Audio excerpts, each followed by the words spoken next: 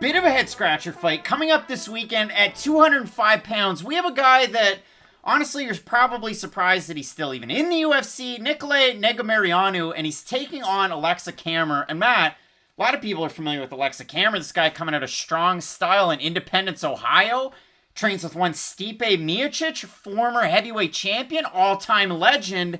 And then there's Aleksa Camur. This is a guy that came off of Contender Series. All of his wins to that point had been by knockout. He makes a big entrance into the UFC, picks up a decision win over one Justin Ledette, former heavyweight. A little bit of a similarity in this fight. Negumereanu, former heavyweight. And then he ends up losing to William Knight by decision. And it was a weird one because, well, you knew exactly how crisp Camur's hands were going into that fight. You knew how good William Knight's striking could be, but also he had that added X factor of strength and conditioning and wrestling. And that's ultimately what won the fight for William Knight. So for Aleksa Camur, can he get his hands going in this fight? Because for Nicolae Negumereanu, we saw it in his debut. He took on one of Matt's favorite fighters that we've ever seen on the UFC roster in Saparbek Safarov. I love him. And he absolutely looked awful. And then it's weird because Negumereanu, the one knock on him was the fact that the competition that he faced outside of the UFC was, well, putrid. I mean, it's 37-81 was the combined opponents' records coming into the UFC. His first 6 fights were at heavyweight, and then his last 4 were at 205 pounds. But if you look at it for Negumereanu, really great judo throws, really aggressive wrestling, really wild striking. He's the type of kind of unfinished prospect that you like to see coming into the UFC. I think of like Aliaskab Hizriev that we were supposed to have fighting Kyle Dawkins. When I went back and watched the tape, I went, oh, those guys are a little bit similar, little wild, crazy throws, lots of fun. Or, you know, Alexander Romanov, but he's a lot more with the, what does he have? A sumo background in addition to his other talents. So for Negumereanu, coming in here, maybe not out of one of the bigger gyms that you've ever seen. It is Brozov.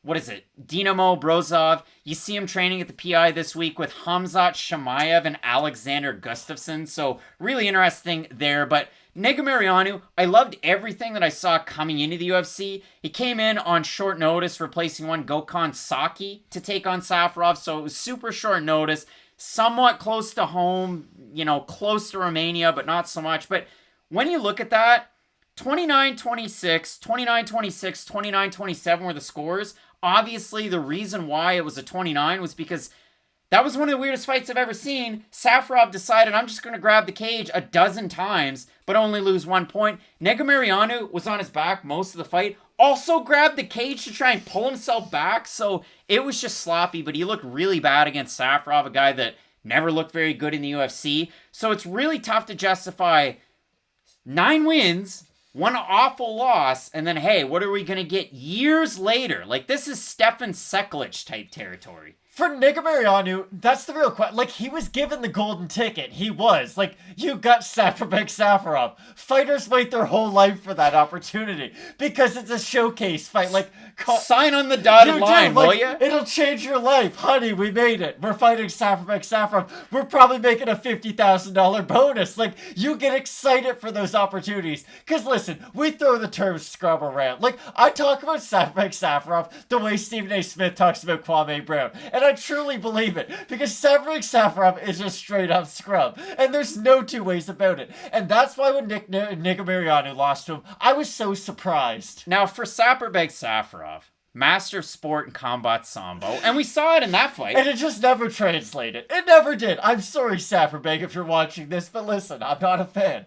For Aleksa Camur, the question is he more than just a training partner? Because we're starting to get this weird flow of UFC fighters where it's like, hey, this guy's here now because he's training partners with X, Robert Whittaker, Nick Diaz, like whoever it is. We're just starting to get main training partners all of a sudden come into the UFC, and sometimes it works out, and sometimes it doesn't. And for Aleksa Camur, that was kind of how he was marketed. You really set up perfectly. He was the I'm Stipe's training partner, and that's great. Like, Stipe's gonna need some top-level guys to train with.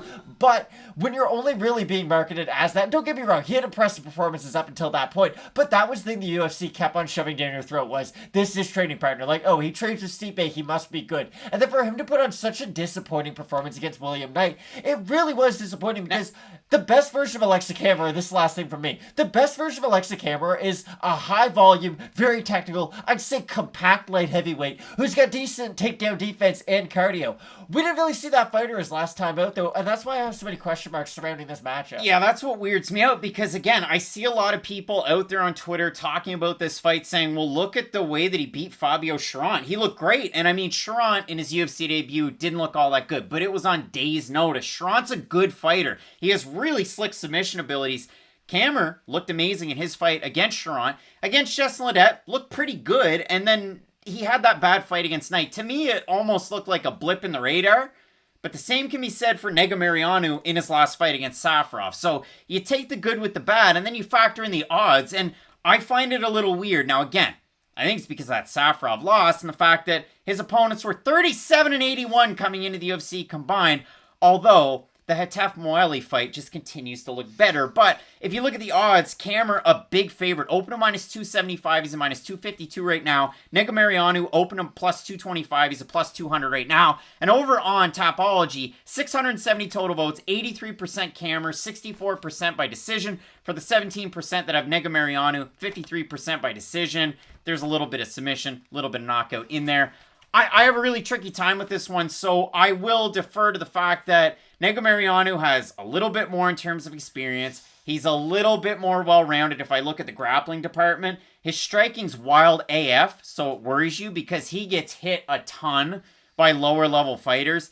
Camur has the avenue there, but, and I'll tip my hand, I'm going to go with the underdog in this one based on the fact that, again, he has that grappling pedigree. If this fight goes to the mat, it's probably not even going to be close. So I'm going to go with Negumereanu. The grappling pedigree he demonstrated against Saparbek Safarov? Not against Safarov. All the way into the UFC. He takes a super short notice fight like that. I'm going to consider it a blip. Against the guy who got out grappled by Tyson Pedro. This is my problem. A blip on the road against Saparbek Safarov is a big deal. Like, this is a guy who looked terrible against Jean Vellante. He got knocked out by Jean Vellante. Like, it's just, a blip on the road against some fighters is one thing. Like, Poirier got knocked out by Michael Johnson. That's one thing. Michael Johnson on his best day can beat a guy. Saparbek Safarov on his best day is barely a UFC caliber fighter. I think Aleksa Camur should be able to, if he can defend a few basic takedowns from the longer range. That's the thing I do like about Camur. The one I would say high level skill he has is he has decent footwork, especially if he is the one on the offense. He's got good L steps in and out of range. And I do think that he can take advantage of the wild striking of Negumereanu throughout this fight.